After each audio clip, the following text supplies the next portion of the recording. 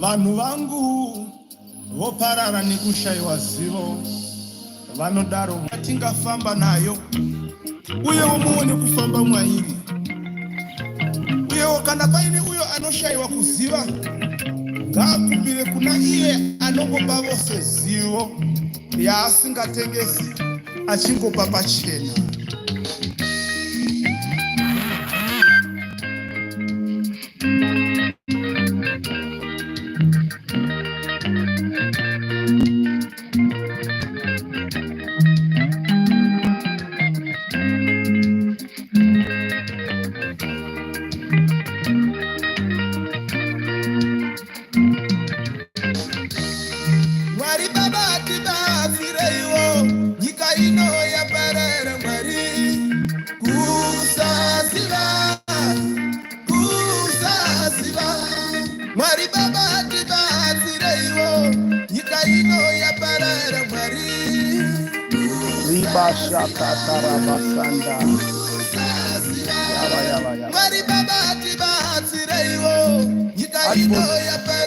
How are you? Norina. Did you say we love you all, we love you all, we love you all. Kuna matira zidi Brighton, matira nzira. Yo arikupinda arikwenda kuparire nyatwa on Monday, this coming Monday. So panapa tirikunamata. Vakaiswa chiedza nerima, vanomhanya kutora rima. Uye Mwari vapindire, vamuwanire nyasha. Vakaiswa chiedza nerima, vanomhanya kutora rima.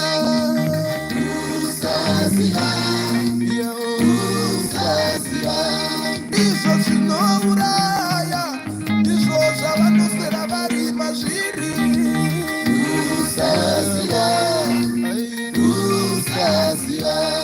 Kuvaudza nezvaJesu, vazhinji vacho baba vanoramba.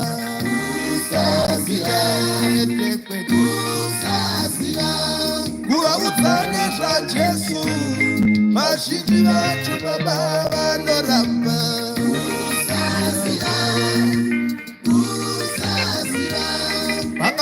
Wanirwa nyasha kwauri ikoko, wanirwa nyasha. Zuva ranhasi zvako ngazviite nezita raJesu.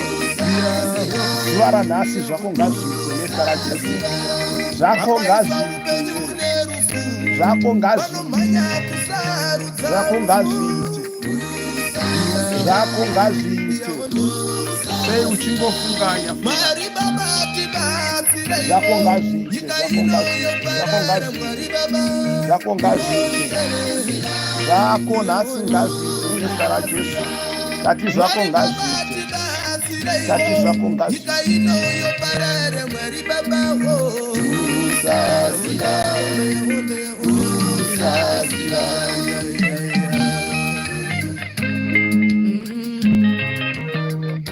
Tati nhasi ngazviite kwauri ikoko nezita raJesu. Zvinhu zvepaMwari hama dzangu zvinotorwa nekutenda. ZvepaMwari zvinotorwa nekutenda. Vana vaMwari vanofamba nekutenda, noti nekuona. Tinofamba nekutenda. PaHebrew chapter 11 verse 1. Zvino kutenda ndirwo rusimbiso rwezvinhu zvatisingaoni nezvinhu zvatinotarira. Verse 6 inobva yati hazvibviri kuti tingamufadza Mwari uyu kana tichiya kwaari tisina kutenda, nekuti uyo unouya kwaari unofanira kutenda kuti iye uripo uye kuti unopa nomutsvaka mubayiro yawo. Nhasi ngatingazviite kwauri ikoko. Hallelujah, Baba. Hallelujah.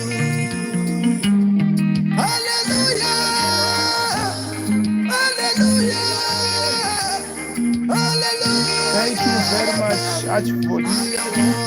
Ashford, good. God bless you. God bless you. God bless you. God bless you. God bless you. God bless you. Paunonamatira umwe munhu unotora zvinhu muna Mwari. Paunonamatira umwe munhu unototora something kuna Mwari. Paunonamatira umwe munhu. Saka chingotaura manzi mucomment section pamusoro paBrighton Madzivanzira, mukomana weKenza, mukomana weGrowth riri pasaidi pamusipa. Taura something sezvaitwa naAxford Utazi. Thank you very much. Paunongotora 2 minutes 3 minutes zekungotaura manzi pamusoro poumwe munhu kuti aitirwe zvakanaka, Mwari vanocheuka iwewe. Mwari vanocheuka iwewe. Mwari vanokucheuka iwewe. Mwari vanokucheuka.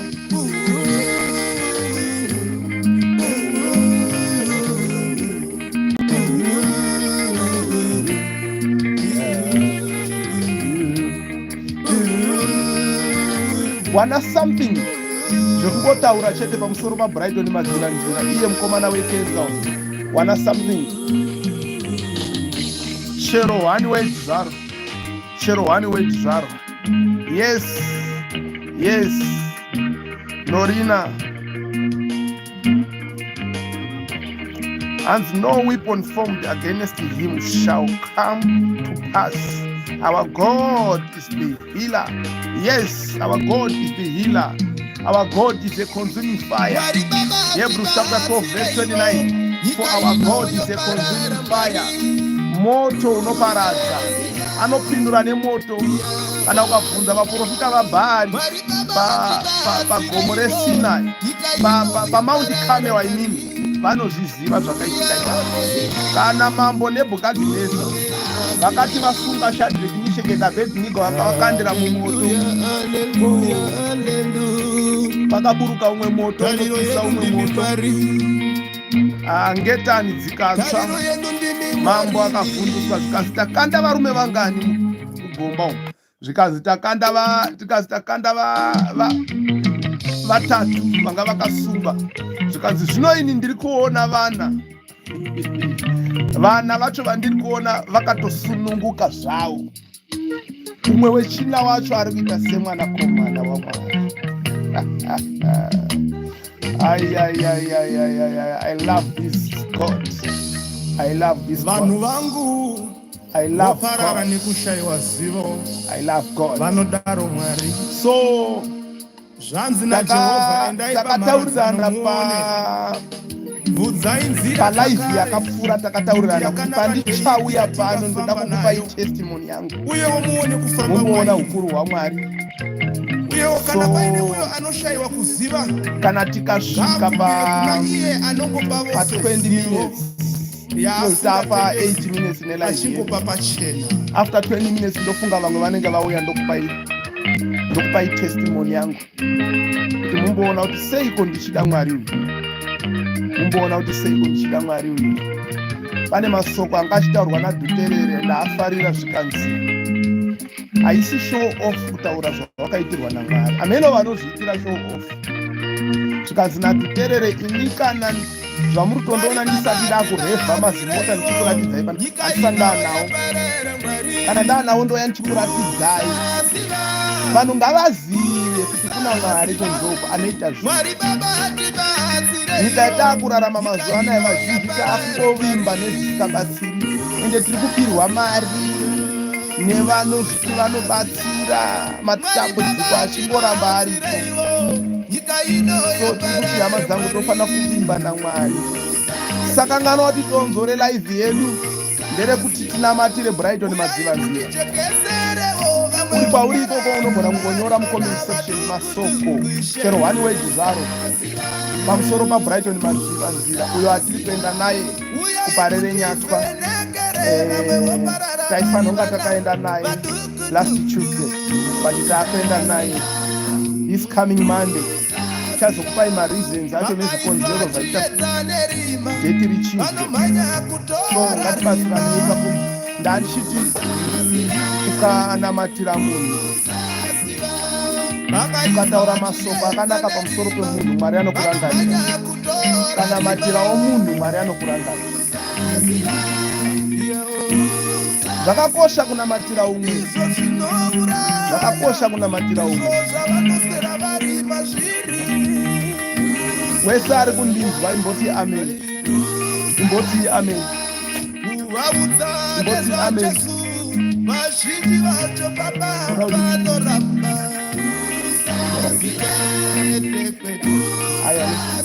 Ari kundinzwa imboti amen, imboti amen, imboti amen, imboti amen. Kusaziya, kusaziya. Akaiswa upenyu unerufu, haleluya. Kusaziya, kusaziya. Akaiswa upenyu unerufu, vanomhanya kusarudza rufu. Kusaziya, kusaziya. Mwari Baba tibatsirei, nyika ino yoparara. Mwari Baba. Hosea chapter 4 verse 6, vanhu vangu voparara nekushayiwa zivo. Hosea chapter 4 verse 6, vanhu vangu voparara nekushayiwa zivo. Wanga uchizviziva here kuti ukangonamatira Brighton iwewo uri kurwadziwa nemusoro here, ungotaura manzwi ekuti ngaapore nezita raJesu. Mwari anorangarira iwe. Ndoda kuti umboona zvinoita Mwari, chishamiso chinoita Mwari nhasi. Wakagara ipapo, nyange wakavata pauri ipapo, ingotaura masoko pamusoro paBrighton Madzivanzira. Unokwanisa kunyora mucomment section kuti zvitisimbise tinyatsoona kuti Jesuwa wataura. Tati tiri kuenda naye kuparere nyati pamusi weMonday. Monday, this coming Monday. Let's get again. Hallelujah. Last Friday 14. Hallelujah. Saturday 15. Hallelujah. Sunday 16. Hallelujah. Kuri audi tibenda naye musa 17. Hallelujah. Hallelujah.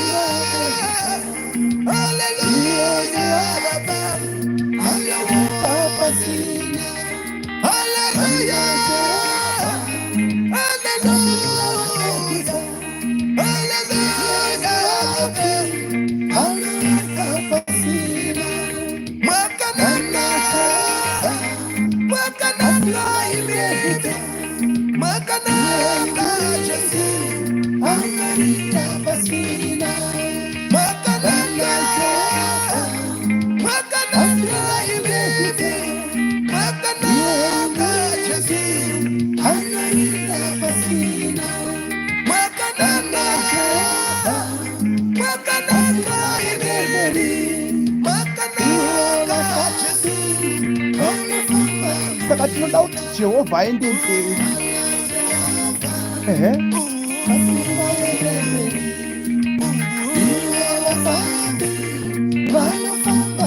Hatidi kufamba murima isi, tinoda kuti iye aende mberi. Tinoda kuti iye aende mberi. Tinoda kuti mutumwa afambe mberi akabata munondo wemoto, mugwagwa uchikorobwa neropa raJesu, mablack spots achiparadzwa nemoto waMwari. Iye ari mberi, isi tichitevera kumashure. Yakapfuura nguva yekuti elder, mufundisi, apostle vanotora mukurumbira vachiti ini ndini ndichaita kuti zviite. No, hatisisu tinoita kuti zviite isusu. Pane aripo anoita kuti zviite. Pane aripo anoita kuti zviite. Pane aripo anoita kuti zviite. Mwari Baba tibatsirei. Ndikati gare gare ndoti pauri ikoko zvako ngazviite nhasi nezita raJesu. Kati gare gare ndiri kudzoka pauri iwe wakanditarisa uchiteerera panguva dzino. Kati gare gare ndiri kuti zvako ngazviite. Kati zvako ngazviite. Sei zvako iwo zvega zvichingora. Haleluya, haleluya, haleluya. Sei zvako iwo zvingoramba bati zvevamwe zvichiita. tariro yenu ndimi Mwarini, ramangwana redu ndimi Mwarini. Vamwe vanovimba negoro namabhiza, asi isu tinovimba nezita raJehovha. Ndatisei zvako zvichingoramba asi zvevamwe zvichiita, sei zvako iwo zvichiramba asi zvevamwe zvichiita. Ndo pane mubvunzo, sei zvako zvichiramba.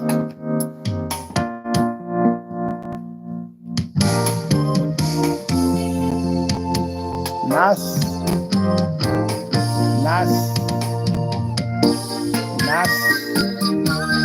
zvakambokona kare, zvinofana kuti zviite.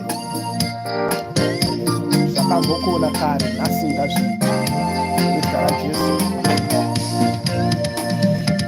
Ndiani akafanira kunamatwa kana siri Jesu weNazareti? Angapiwa mbiri mumwe ndiani? Ndatsvaka ndakushaiwa.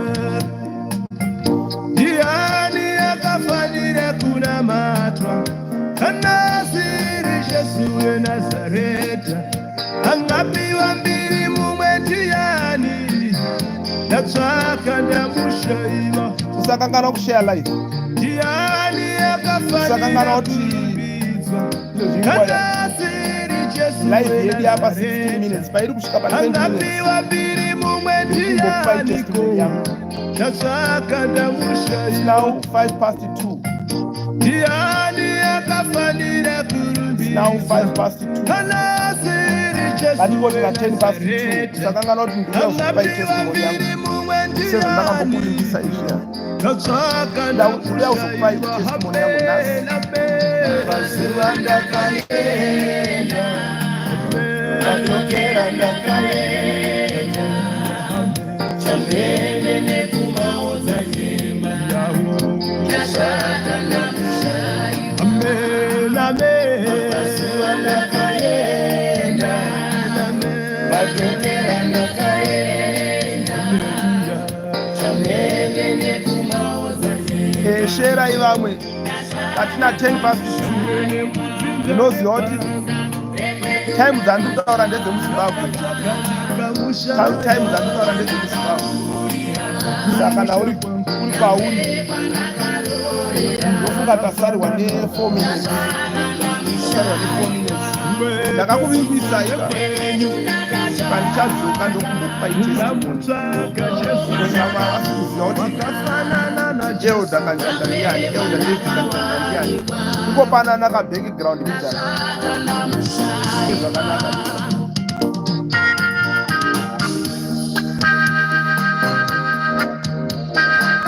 So ndozvatinoita panapa. Asi tisakangana kuti donzore live yedu yanhasi ndere kunamatira Brighton madzivanzira. Komana wekenza uyawo ane growth up. Tisakangana kuti nhasi ndo chinangwa chelive yedu. So tikuti zvakakosha kunamatirana. Ukanamatira umwe Mwari anokurangarira. Usangoita unge ngoma inorira ichiti pangu. Mwari anoti soko rake rinokupai rumwe murayiro mutsva wekuti mudanane. Rumwe rugwaro runobva rwati kana zvichibvira tsvagai rugare nevamwe vose, nevanhu vese zvavo. So zvakatikoshera namatire Brighton madzivanzira. Zvakatikoshera namatire Brighton madzivanzira.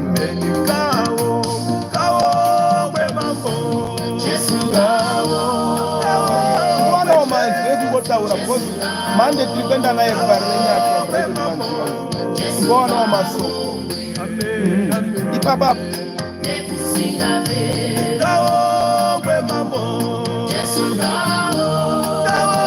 ndakaushinga paukufanane kati nhasi ndakupai testimony yako.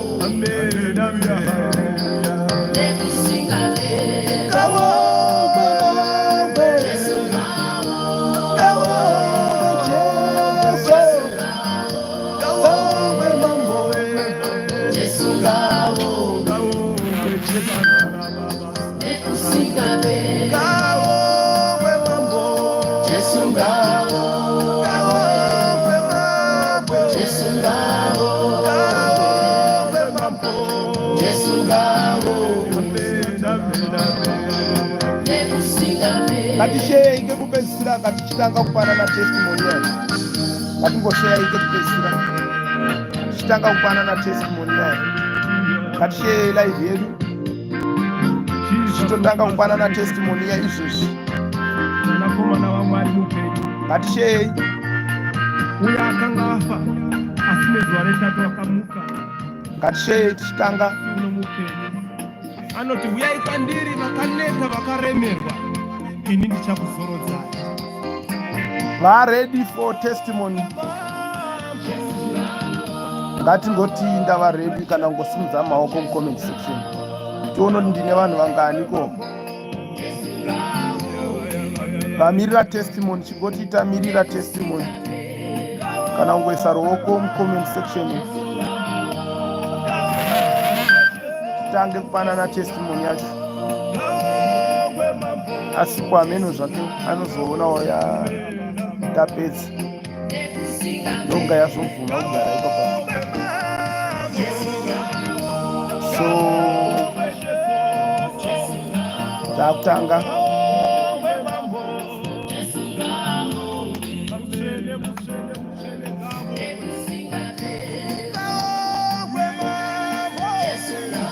background iri kukanganisa here, ndiri kunzika here ko hamusi kupindura kavanhu vacho. Ndoda kutanga kakupai testimony yangu.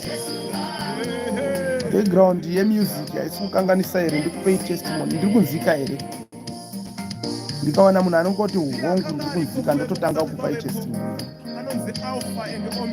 Ngonyora chete mucomment section kana ndiri kuzika zvakanaka nditokupai testimony yacho izvo. Asi kana muchida kuti ndidzikise background yemusic ndowedzera tipanane testimony.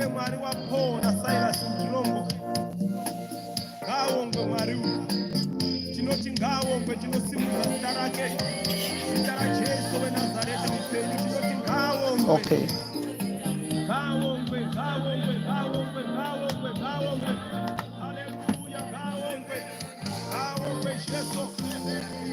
Right, ndianiko anombonzi Elder David Kanjanda?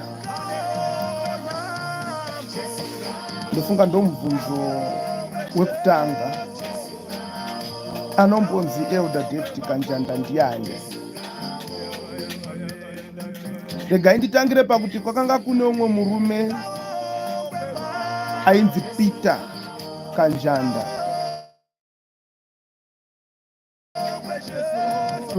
Akazvarwa nekukurira munzvimbo yeChimanimani kwaRusitu.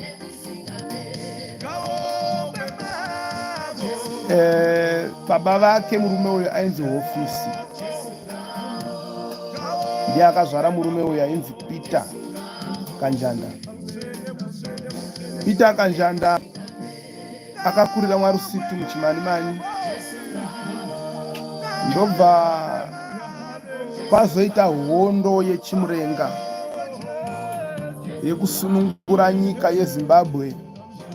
Iyo hondo yatinongozwa iyi isu vamwe tatiri vadiki zvedu. So in fact tatisati tatozvarwa zvese. So kwaita hondo yoyoyo yechimurenga. Peter Kanjanda akaenda kuhondo kundorwa, ndiwo ainzi macomrades. Saka munguva yehondo kazhinji munhu aiti kana ari mucomrade aisarwira kunzvimbo kana kuti mwaanozikanwa aiendeswa kune imwe nzvimbo. So Peter Kanjanda akabviswa kunzvimbo yeChimanimani akandorwira ari mubocha paMarange. Ari paMarange ikoko Peter Kanjanda, zita ravanoziva mubocha racomrade uyu rehondo rainzi Simon Chamunorwa. So ari imomo mubocha imomo ndoma akasangana nemumwe musikana ainzi kana kuti anonzi Meslin Marange. Akasangana nemusikana anonzi Meslin Marange, ndobva vapinda murelationship naMeselini Marange. Ipapo kwanga kuna na 76 somewhere there. Ndobva vatenderana kuti aiwa tapinda murelationship asi hatiiti mwana kusvikira hondo yapera. Ipapo vakatondityisawo vakandikunda nekuti nguva yakare iyoyoyo nesituation inongonzi hondo, kuti muti mapirisi ekurera mhuri nenguva yacho nezvanga zviri kusandiitira nesi nezvanga zviripo nekare ikako plus hondo, handichazivi kuti vaizvimaneja sei. Vakatenderana saizvozvo, asi hondo payakazopera muna 1980 then vakazoita mwana wavo wekutanga first born mugore ra1981. Vaita mwana wavo mugore ra1981 vakazoita zvemumwe wechipiri anova ndiye anonzi David Kanjanda ari kutaura mugore ra1984. Uyo anonzi David Kanjanda uyu akatumidzwa zita iroro nambuya vake. Mai vakazvara baba vakati anonzi Owen, asi rababa rakazonyiswa nerambuya iyi. So zvadaro izvi zvinhu zviri kuitika vakumusha kuchimanimani kwaRusitu, hondo yakanga yasopera kare. Ati gare vanhu ava vakazoparadzana nezvikonzero zvandisingakwanisi kutaura pana. Munongoziva vanhu vanoseparata, ngatingodaro. Vakazoparadzana, asi Meselini Kanjanda akadzoka kubocha kumusha kwake nevana ivavo vangori 2, haana kuita vamwe ba, akangodzoka aine 2 vakomana vaviri, wa81 naDavid Kanjanda wa84.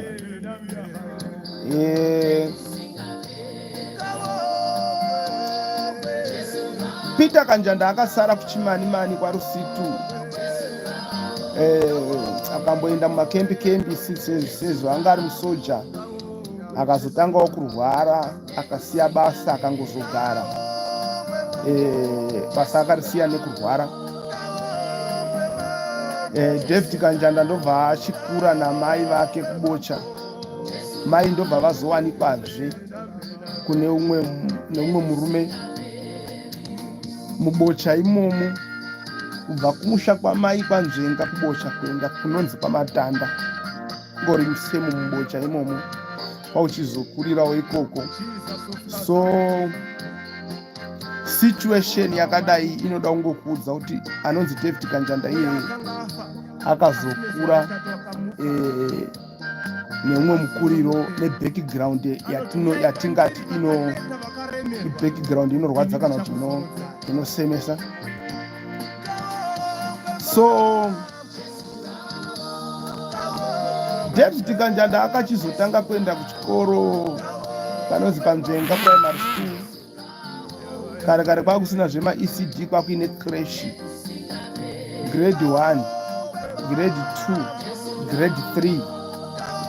Zvobva zvatanga kunetsa nekuti panga pasina aibhadhara maschool fees iwayo, ende mai vanga varorwawo kumwewo.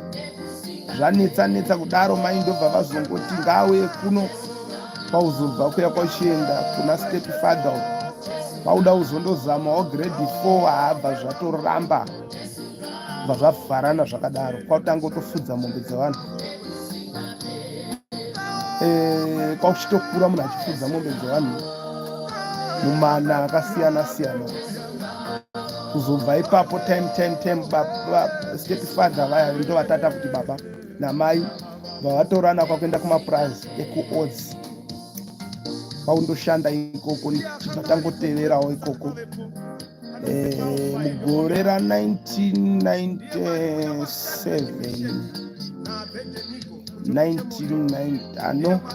mugore ra1999 Peter Kanjanda achingobva kutambira mari yake, mari dzakapiwa mawo veterans years, akatanga kurwara. Ndinotenda kuti zvazvine mweya yetsvina isingadiwo kubudirira. Kutongobata mari kudai nekutotanga kurwara kuri serious kwekuzvimba muviri wese. But chaakangogona ndechekutuma munhu akandobhadhara mari dzemarero kubocha pamarangi kuti tichibva ikoko tiende tindogara kusha kwedu nekudanwa mazita ekusha kwedu. So takaenda tichingosvika ikoko, baba ndobva vatoshaika muna March 1999. Baba vachishaika, rugaro rwakatanga zvekunetsa, kwakanga kutori wesi kupfuura kwataive takakurira. Tikati hangatidzoke kwatakajaira, kwaundodzoka ikoko yati hatichakatsonga. By then ini ndandine 12 years. Kwauchidzoka kuna mai nekumwe kutaura titauro tikidzoka kwana sekuru nekwastep father, kwauchindokura tiri kusvikirawo tatanga kuita musikazwa yekunwa doro. Tatova zvidhakwa paya, takutorara mundari, takuita sei zvisina kana direction. Tanga toita ipapo kusvikira takazotanga kuvhima. Ndakazoita muvhimi akatonetsa chaiko. Ndaivhima zvemadhimoni, kwete kungovhima nje. Aitovhima zvekutorova nhoro, mara, mukahombe chaidzo dziya, chifamba nembwa dzakawanda chaizvo. Panguva yese iyoyi tanga tine chechi yataipinda, handidi kutaura mazita emachechi, asi yaita zvechipostori. Yaipindwa namai yatakakurira tiri, yatakadzidziswa namai. So zvainetsa, zvairema, kana even ivo mai vaiita zvekusunganidza kuti zvinhu zviite.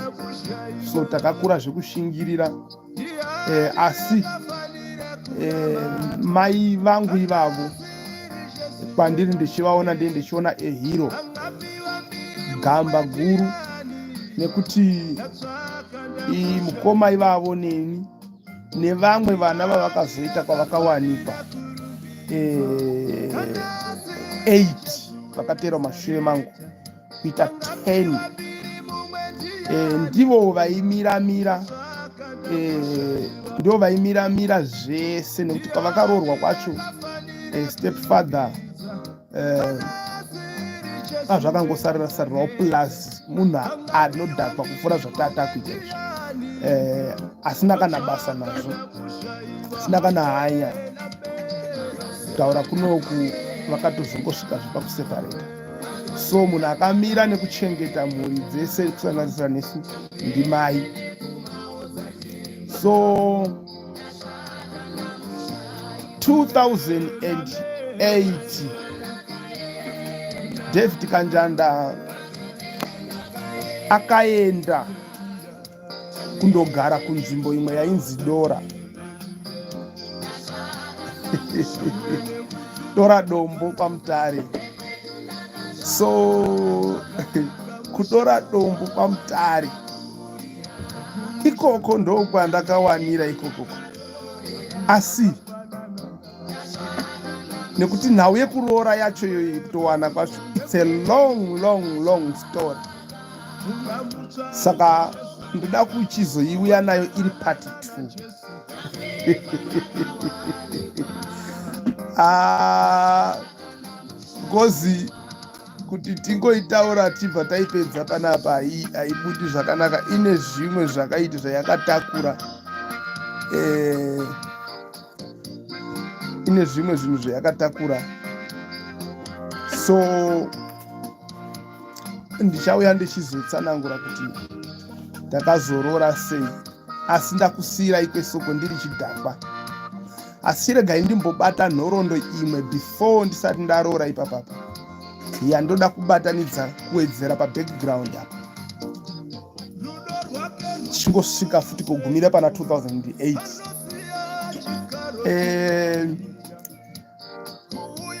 Ndakatanga kuti ndiri mudiki zvekuma grade 3 ikoko, grade 2 usandivharira light ipopo, zvekuma grade 2 grade 3 ikoko ndakatanga kuzwa kuti ndinoimba uye ndiri muimbi ndiri mudiki, zvekutochallenge even vanhu vane mukurumbira vaya vaniti uyu ndomukunda uyu, teerera song kana kuti ichiridzwa especially munhu andaiti ndomukunda ndimukoma Ketime Chawaya aiti aridza so nezivoisi rake riya riya andinonoza zivoisi rake rinotedzerwa nashuga riya riya iro rero. Saka kwandiri manje ndandisa ndanzwisisa kuti mavoisi anosiyana siyana, saka kwandiri kwaiva kutoshaisha kuimba iko yaiva kwandiri yanga iri discord, saka ndaita no uyu ndomukunda kuimba uyu, saka zvaibva zvandipa shungu dzekuti saka ndinofanira kuzoimba. Ndichibva ndazonyanya kufarira Stereki Leonard Jakata paakaridza Mugove album rinonzi Maruva enyika riya 1994. So ipapo paakabudisa album iroro taita zvekunzwa zvokuti pamwe chingodarika unzwawo iri kurira pamba pevanhu nokuti mumba tarisina radio. Saka ukangozwa ichirira so ndakumbirawo mugove wangu ndichiri kurarama tenzi, tarirai ndosakadzwa sechipfeko nevane mari ndisina changuwo, zvese zviya. Saka zvaipinda mwandiri zvichipinda mwandiri kupedzisira ndakutogona kuimba song yacho yese nemuromo. Vakuru yandipe iyo kamukana ndinyevere vaye vakawana mukana wekukwirapo pamusoro, vakaita manza yekuvapo pamusoro, kwakuchitora mukana uyu seuchenje, votanga kutsikirira vari pasi, votanga kusvipira mate vari pasi, kuzvirova dundundu nekuzvitutumadza ndoti kwete apa vachenjeri marasika.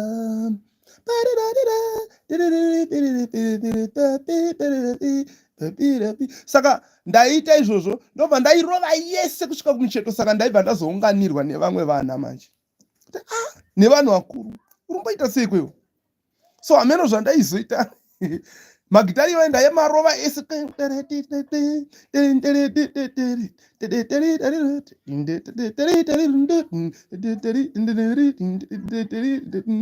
zinoirema varume woye vanondisekerera sevanondida, asi mukati vachidzimbikana kundiona chiseva muto. Vanofara kundiona ndakapfeka madhumbu, vanofara kundiona ndichitemura utsinye chete vanovaguta kwa. So zvese izvozvo zvaibva zvandisimbisa, asi kumbata challenge yanga iripo ndekuti hatisina radio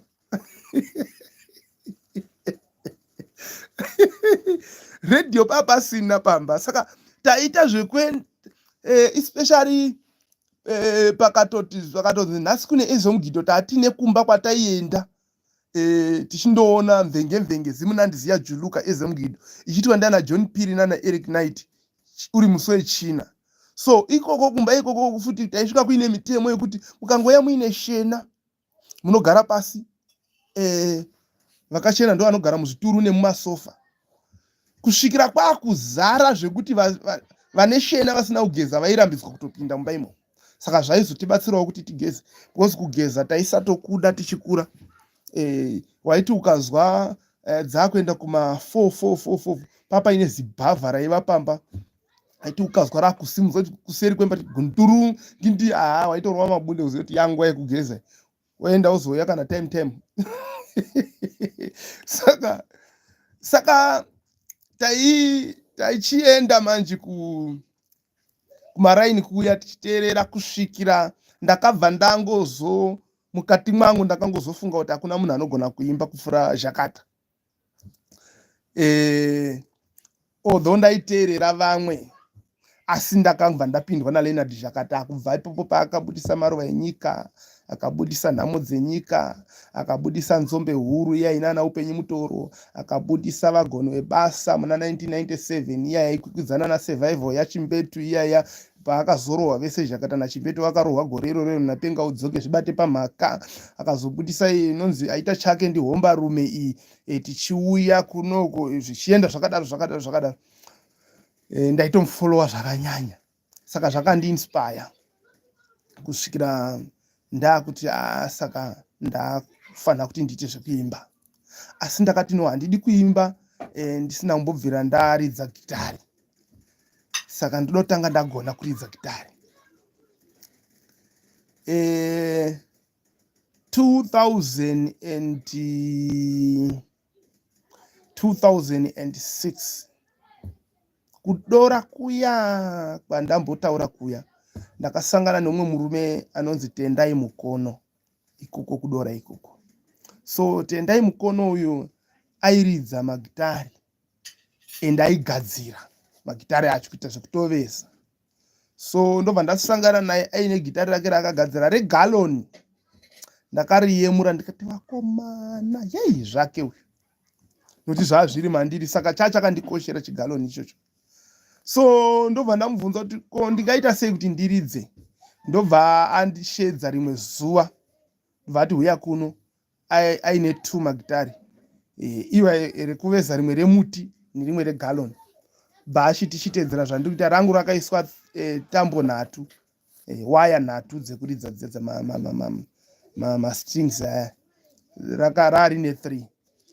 Saka ndobva achindibatisa zvekuti yainzi G, yainzi unoti ukabata ukatanyanga string yepakati wozobatanidza wotsveta. Saka aiverenga kuti 1 2 1 3 1 2 1 3. Ndichingodzoka pana 1 na 2 na 3 ipapo nditozwa ndakutobudisa kanhingirini kaanga andiudza kairidzwa muhondo kaya katake cover kaite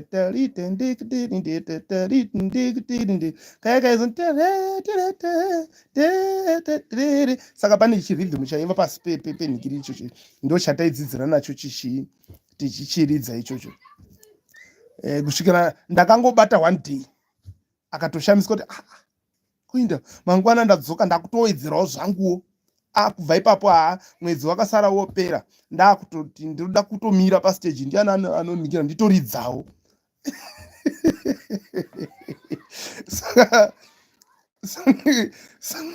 Saka kubva ipapo ndakatanga kunetsa kumba manje, ndandisatumiki, nekuti gitari rinoda a lot of concentration kuti uribate, rinoda nguva yakawanda. Saka hapana chimwe chandaifunga ndikanyambotumwa kana kuenda kupi kana kupi, pfungwa dzangu dzaingomhanya kuti ndidzoke kugitari rangu.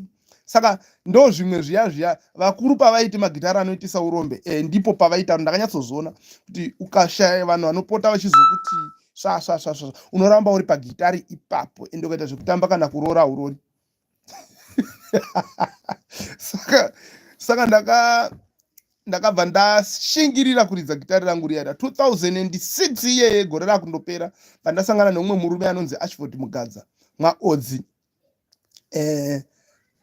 Ashford Mugadza ndobva anditi huya kuno mfana,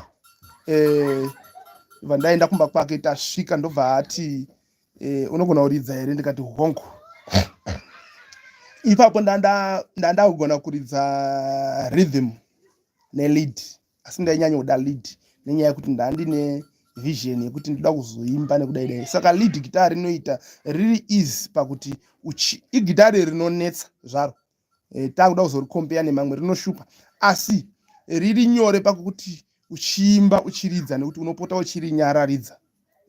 Saka ndaida kuwandira ikoko nenhau yekuti ndandatone masongs kudhara, ndandakatonyora masongs angu kudhara, especially imwe inonzi Africa, yandakarekodha ndichikuita sungura, mukanyora kuti Elder David Kanjanda Africa, munoizwa song ndakainyora kudhara. Saka ndakaenda kuna Archibald Mukadza kuodzi tobva tawirirana kuti ngatimboita zvatoda kuita. Archibald akatoti ndoda kushanda newe tiite album. Taita album takutorova magitari takutoenda, ndikatoti zvatoitazve. Ende Archibald Mukadza akanga akatomborekodha song yake yainzi Nyanga Disaster. Mazuva akaita BNC national yakadeclare senational disaster panyanga rakauraya vanhu vakawanda riya, akamboimba song yakatonyaradza vanhu zvisingaiti. So tadaro naArchibald Mukadza takagadzira music dzedu. Ndikanyorawo one yandakanyora inonzi Nhunzi Pamukaka. Nenyasha dzaMwari zvikaita zvakanaka pamwe ndichazoiita kuti ndiirekodi. Ndakainyora ndisati ndakunyatsa kuziva kuunganidza manzwi uye ndisati ndaziva zvekunamata, asi ndaiiti igospel, although yanga isina supu chaiyo yegospel. Inini kwandiri panguva yacho ndaiiti igospel. Kazhinji pane dzimwe music dzatinorekodha mukazobvunza baba Harare vanozvizwisisa zvandinotaura izvozvo.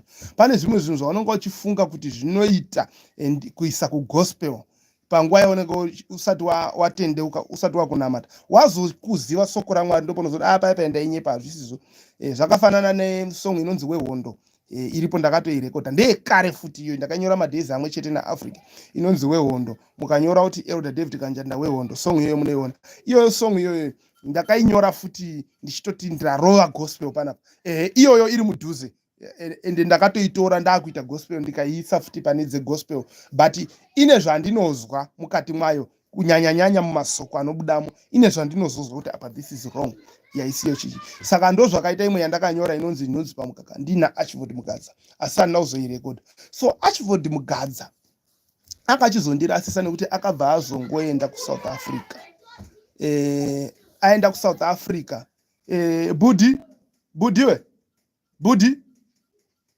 Budi vaudze vatambire nechekure, vari kuita noise kusvika kuno ndiri palive. Enda waudze kuti azi musanyanyoite noise kana kukwenzera uko. So Archibald Mukadza ndobva andirasisa, ndobva aenda kuSouth. Aenda kuSouth, handina kuzombowana nemacontacts ake kana. Anga ari 2006, 2007, 2008, 2009 vandazobatana nemuchinda anonzi Simbarashe Muchita weHungwe Stars International. Mukamutsvaga paFacebook munomuona mukomana Simbarashe Muchita Hungwe Stars International.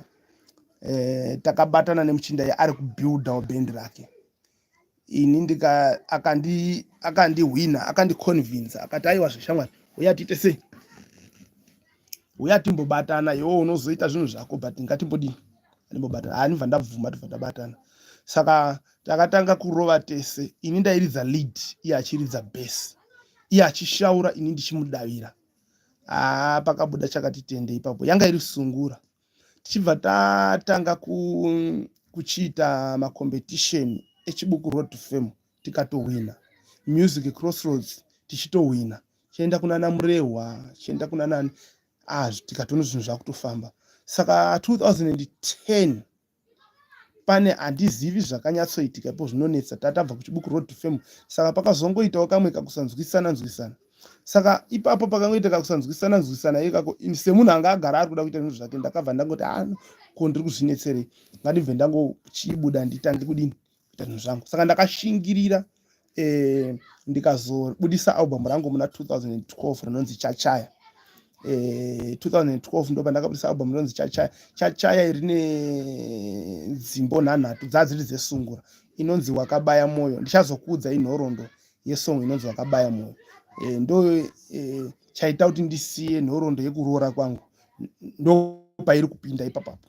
Song inonzi Wakabaya Moyo, koita song inonzi Penyai iri ipapo futi panhoroondo iyoyo, kozoita song inonzi Africa, kozoita song inonzi Wehondo, kozoita song inonzi Nyaya Ndiwe. Ndasirira ipi ipapapo, ngatiti sisi Wakabaya Moyo, Africa, Penyai, Wehondo, Nyaya Ndiwe, neimwe inonzi Sibo. Ndakainyorera mwana wangu. iyo inonzi Sibo. Although zita racho rakazochinjwa zvaro asi achimudumbu ndanichida kumuti anzi Sibongile, so rakazobuda rimwe zita. That was 2012. 2013 ndobva ndakubudisa album rimwe rinonzi Gonyera Pamwe, rine nzimbo 9 futi. Imwe inonzi Mashoresa, Maiselina iri kudzoka kuna vakabaya moyo kuya kunhoroondo iyaya. Saka pana Mashoresa, Maiselina, Muzita raBaba, nyaya Ndiudzei, Taidanana na daukanganwa dzadziri 6. 2014, 15, 16, 17 pesa pandakaregedza kubudisa ndakuchinja kushanduka kuti ndibve ndiende kugospel. Saka pesa pataiita macrusades kuti ndakangotendeuka kunana 2010 uku ndakasara ndobudisa idzi ndakutongoita zvekuchechi, but ndichizvizwa kuti handizvo zvangu mani ndofanira gospel. So ndakazomira ndibva ndaregedza kubudisa zvachose kusvika 2018 pandakazobudisa damba refu rinonzi Ruponeso Rwakauya. Ndakariita rine 7 matracks. Ruponeso Rwakauya, I'm sure panapa nekuda kwetime dzedu handichakuridziri zvangu, asi pane kambo kanonzi Noah, pane kanonzi Tichandokorokotedzwa, pana Ngavongwe, pana Hamuchagona, ndaukanganwa futi ipapapa. Then 2019 ndo pakaitika cyclone Idai, ndo pandakabudisa song inonzi Tarwadziwa. Yakafamba stereki song iyoyo, yakaenda chaizvo, inonzi Tarwadziwa. Unfortunately video racho harina kuita haro zvakanaka. Ameno kuti ticharitangisa here ichochi, yanga iri ndo zvinonetsa masongs echitiko chiri kuitika chobva chapfuura. Dai zvisizo ndaitangisa, but ameno pamwe togona kuzongozvitangisa toisa video rakanaka. Vanhu vakawanda vanoiziva. Song handina kuinyora iyoyo, ndaningori muprayer ndichinamatira kumusha kwedu kuchimanimani. Ndarwadziwa nezvakaitika kuchimanimani, zvakandirwadza. Saka ndiri muprayer ndichinamata, ndakasara ndopedza prayer iyoyo ndakuta inonzi humming sound yekuti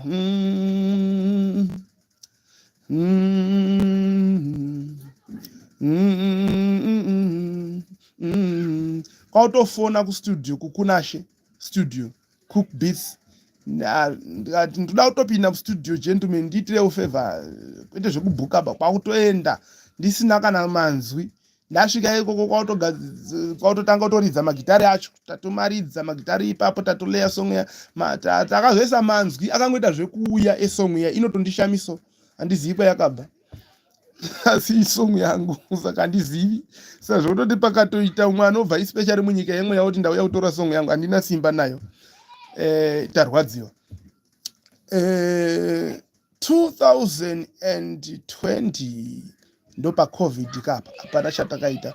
2021 tobva tabudisa song inonzi Goredzwa navachipanga, Usaya Chipanga, inonzi Goredzwa. Tinoda kuiita video song iyo, vanhu vakawanda vari kuchembera kuti dai yaitwa video. Takaibudisa 2021. 2022 vatabudisa damba refu rinonzi chigwe pamuchinjikwa, nekasonga ndamboridza tichitanga live kanonzi Kusaziva kaya. Mangozvizwa kuti ya gospel, although dzimwe dzacho dziripo dzisina kunyatsoita gospel, because inini chinondishupa kubva kusungura kunondinetsa kukwachuka. Saka muchatonetsana neni chaizvo. Pandichabudisa ipapapa gore rino toda kubudisa dzimwe, muchangozvizwa kuti hendi yacho iri ikoko. Asi ndikaita worship senge zvakaita Ngavongwe, Kanganwiro, Rugare naiyo Tarwadziwa, ndinotodzirowa zvakanaka, asi dzakawanda dzacho sungura inenge ichidominata. Saka muridziro wangu ungori kusungura message ndiyo yakanyanya kuchinja.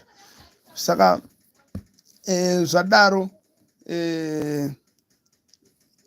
kusvika izvezvi 2020 takagumisira 2022, 23 hapana, 24 izvo taa 25, 2024 here kana 2023 takangoita mavidhios atakapotsera pa YouTube pedu, so hatina kuzomboreleasa. Saka vanhu vari kuchema kuti Mwanonoka chirilisai, saka tiri kuda kurelisa.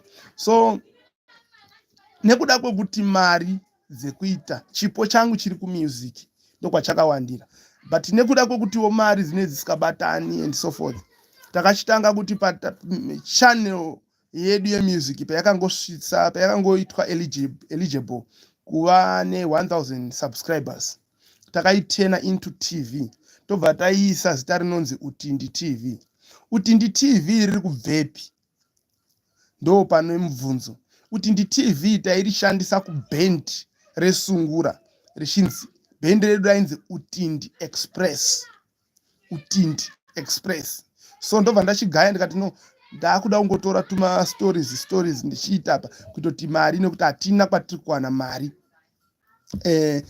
Ngatitoichinja iite TV, tipote tichitora tuma stories pamwe tikazoonawo mari pamberi apo tinotanga kunatsa kurekodha music zvakanaka, kuti music yakawandisa mandiri, yakaita kumwirira, so nekuzoita mavidhios ndichida zvidaro. Saka ndo zvakakonzera kuti Utindi TV ivepo, kuti otherwise dai takawana mari mumashure umo, pamwe takatongoramba tiri kumusic tisina kuzomboita zveUtindi TV izvi. Asi ndinotenda Mwari kuti kutishaisa mari, especially kusungura, sungura yedu yatakaridza yanga yakanaka zvekuti inogamuchirika, but ndinotenda Mwari akaibata, nekuti pamwe pacho taisazotendeuka kunamata Mwari. Inzira dzaMwari dzese idzodzo dzakaita kuti tichizosvikawo pakudini, pakunamata. So ndabata background yangu ndikasvika pabackground yemusic yangu kusvika nhasi. Pandiri kudzoka ndaakuchuya nebackground yemarorero, wanano nefamily yangu yandanayo nhasi. Ndo zvandiri kudzoka nazvo pachikamu chinotera. Pamunopa ukangonzwa kuti tiri live chete, ndofunga kuti tichatanga taudzana pamavidhios ari kuteera kuti live yedu ichange iri rini, tichaita tichiudzana, so that pandichaita live inoteera tochikubatirai manje background yemarorero andakaita nefamily yangu. Kana paine zvimwezvo zvamunoda kuzwa, munei muchingondibvunzawo mucomment section kuti zviite zvakanaka. Ndofunga ndivo vanonzi Elder David Kanjanda muchidimbu kwezuva ranhasi. Pane ane mubvunzo here ndisati ndabva pano? Pane ane mubvunzo here ndisati ndabva pano? So ndine masongs andinofarira, kunyangwe ndiri ndakamaridza zvangu, asi pane mamwe anondiitirawo kupfura dzimwe dzacho. Sei Kanganwiro, it's my best song.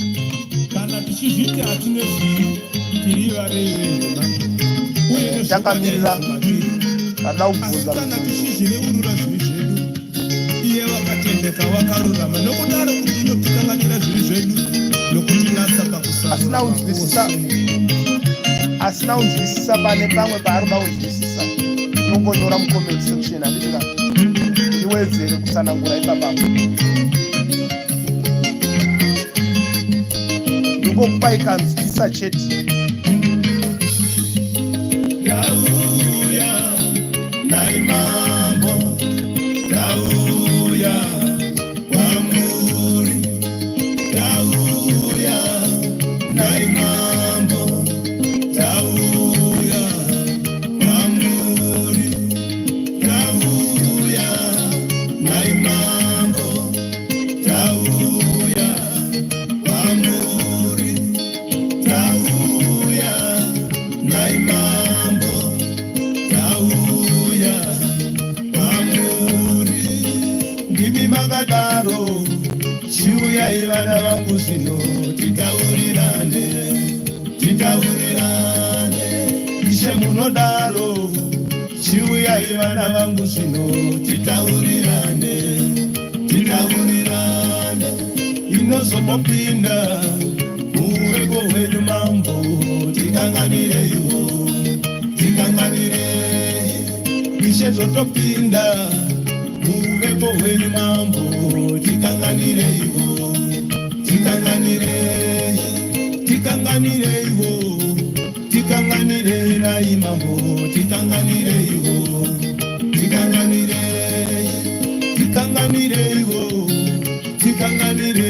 imambo tikanganireiwo tikanganire.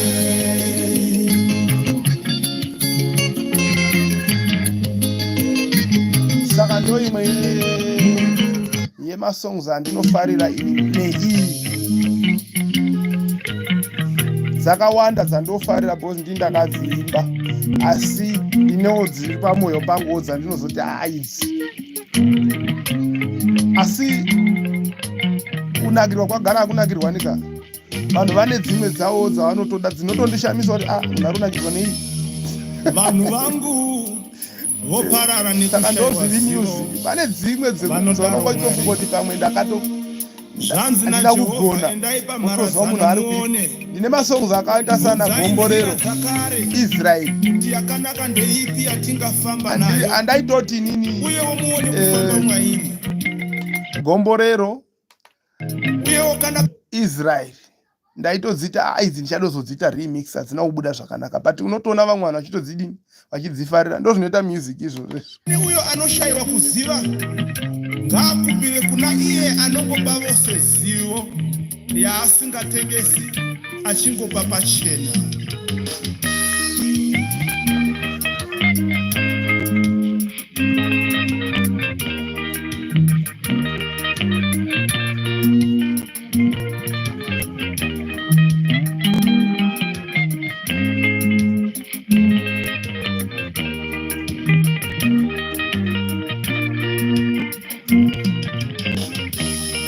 Mwari baba tibafireiwo nyika ino yaparara. Mwari kusaziva Mwari baba tibafireiwo nyika ino yaparara. Mwari kusaziva Mwari baba tibafireiwo nyika ino yaparara. Mwari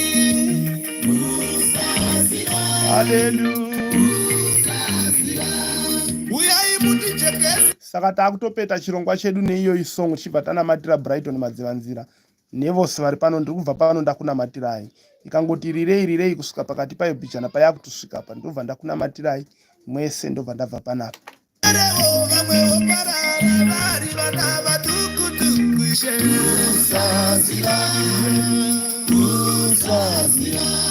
Uyai mutivhenekere. Saka udzai vamwe kuti elda vakuda kunamata, vari kurenza vadzoke.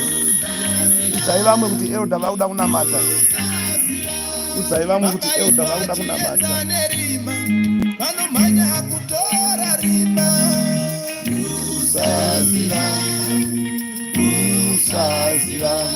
Vakaiswa chiedza nerima.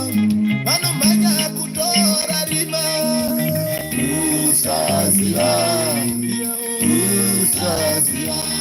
Izvo zvinouraya. Amen. Izvo zvavanosera varima zvino. Amen.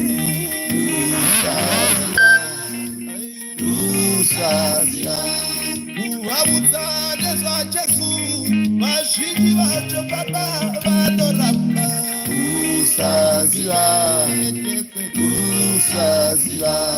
Kuvaudza nezvaJesu vazhinji vacho baba vanoramba.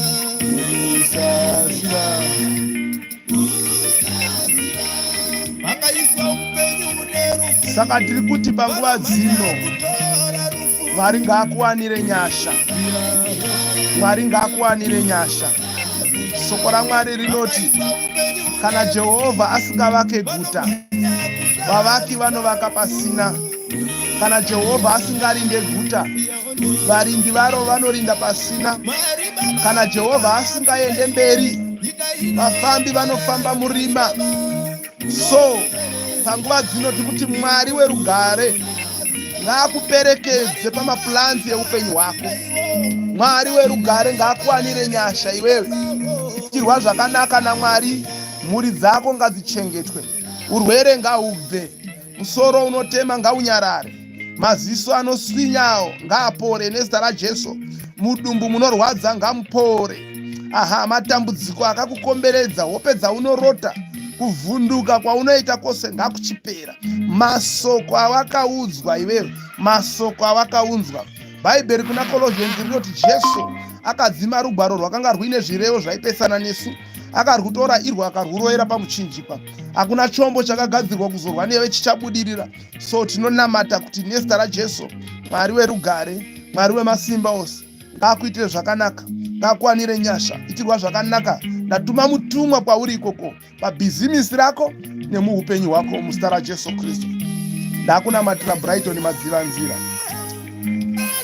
musi wemande nezita raJesu. Ndinotaura moto waMwari, ndinotaura ropa raJesu Kristu. Mutumwa wekudenga ngaaperekedze Brighton, mutumwa wekudenga ngaafambe naye. Chishamiso, chishamiso, chishamiso, chishamiso. Muri Mwari wenyama yose, muri Mwari wenyama yose, ngaaporeswe, ngaadzikinurwe muzita raJesu Kristu weNazareti. Amen. Anovaka pasi. So kwanhasi hama dzangu, ndakukutendai zvikuru, ndakukutendai nenguva yenyu, ndakukutendai nekumboregedza zvamaiita kuti mumbouya palive ino. Ndakukutendai nekubudirira kwaita live yedu zuva ranhasi. Mwari werugare akuwanire nyasha, akuitire zvakanaka.